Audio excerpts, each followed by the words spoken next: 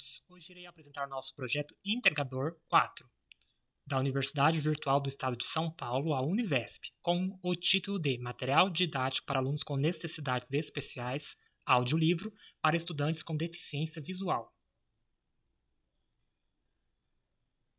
O tema norteador que foi fornecido pela Univesp nesse projeto 4 foi Desenvolvimento de Material Didático para Alunos com Necessidades Especiais. Os integrantes do grupo são Amanda Lemos dos Reis, André Leandro da Silva, Emerson de Carvalho, Fabiana Cristina Noberto de Lima, Fernando Pecoraro Rocha, Matheus Henrique Bonfante, Michele Oller Martins de Souza, com o nosso orientador, Tiago Daniel Madureira de Medeiros.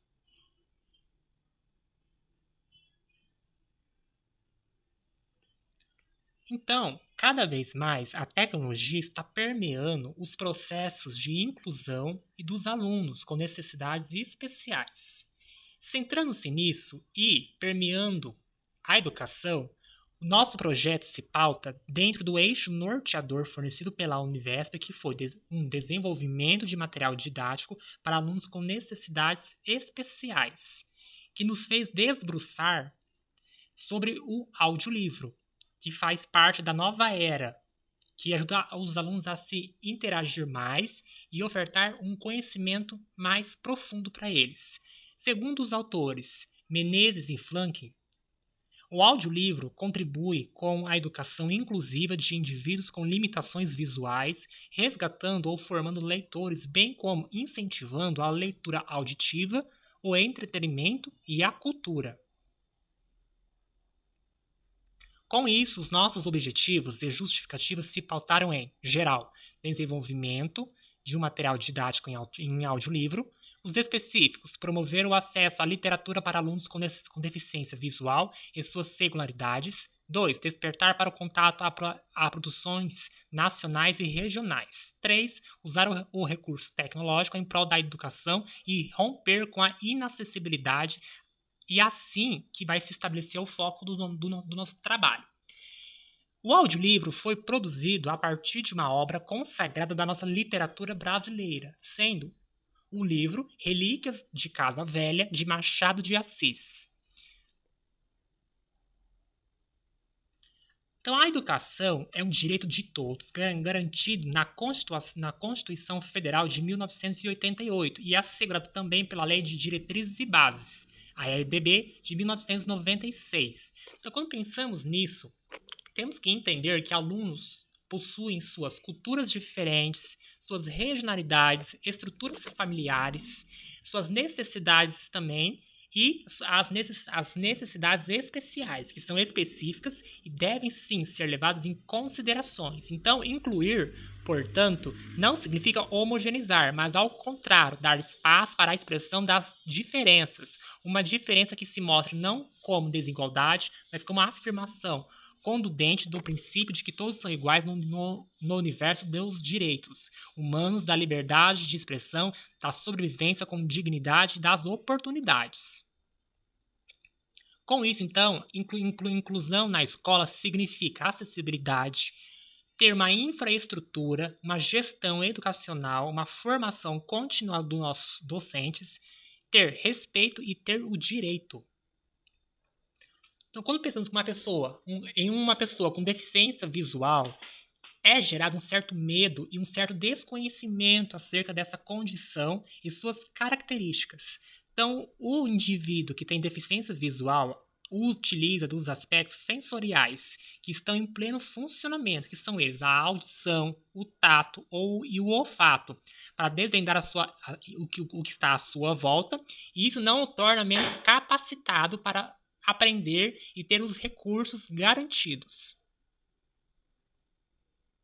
Então, dentro do quadro de causas que geram a deficiência visual, estão de ordem congênitas e casuais, como, por exemplo, a retinopatia de prematuridade, catarata congênita, glaucoma congênito, atrofia óptica, degeneração retinanas, mas também pode ser gerados por causas adquiridas, como diabetes, deslocamento da retina e traumas oculares.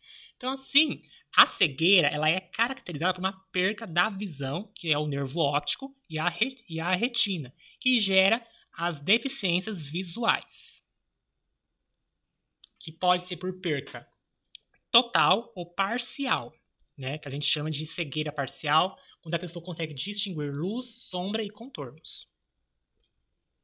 Então, o audiolivro ele é propriamente um livro, sendo reproduzido por um suporte em formato MP3 ou em podcast, que é dividido em capítulos. Então, dentro disso, com o advento das tecnologias digitais, os audiolivros surgem com um novo tipo de produto que tem tudo para revolucionar o ato da leitura. Então, dentro desse desenrolar, nos pautaremos na gravação do audiolivro Relíquias de Casa Velha, sendo material metodológico que nesse processo criativo nos cruzamos com o autor, que será o Machado de Assis. Aqui está ele. Então, ele é um autor muito enigmático e que hoje se faz cada vez mais atual. A sua obra que será usada aqui conta com um total de 10 contos, que foi publicado inicialmente em 1906 pela editora Garnier, no Rio de Janeiro, e posteriormente passou por várias reimpressões.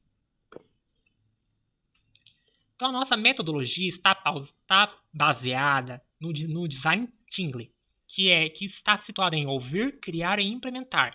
Então, com base nas visitas feitas à escola, podemos perceber o interesse dos alunos e professores no audiolivro. Assim, então, deu início ao nosso projeto, né, que se identificou por meio dessas entrevistas, o conhecimento e esse interesse pelo audiolivro.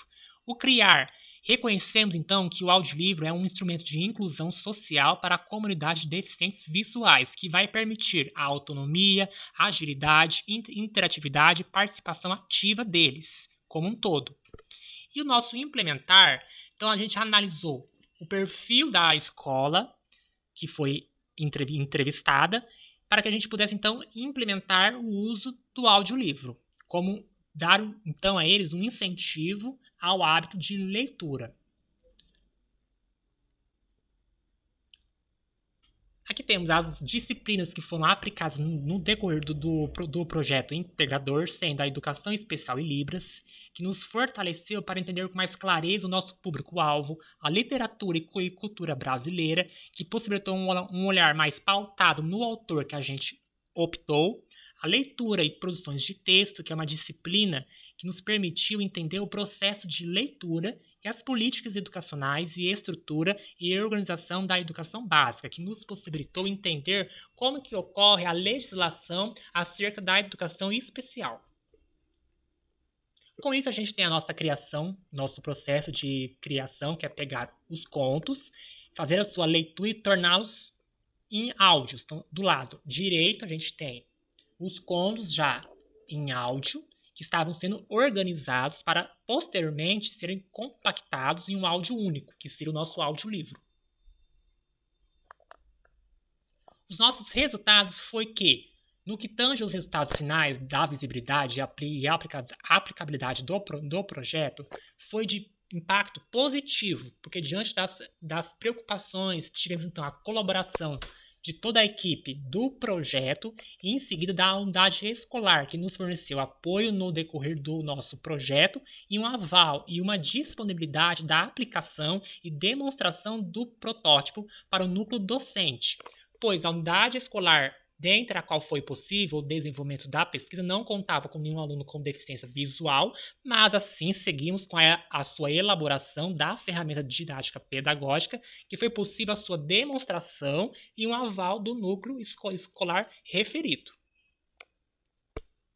Com isso, então, podemos concluir que acreditamos que o impacto foi sim positivo para demonstrar e abrir mais uma porta para o acesso a uma determinada metodologia que se utiliza do formato de audiolivro para ser um material de acessibilidade, de motivação para os docentes e futuros que estão em formação. Então a gente acredita que esse é um primeiro contato que podemos estabelecer e que deve ser aprimorado cada vez mais. Aqui temos as nossas referências. E obrigado a todos.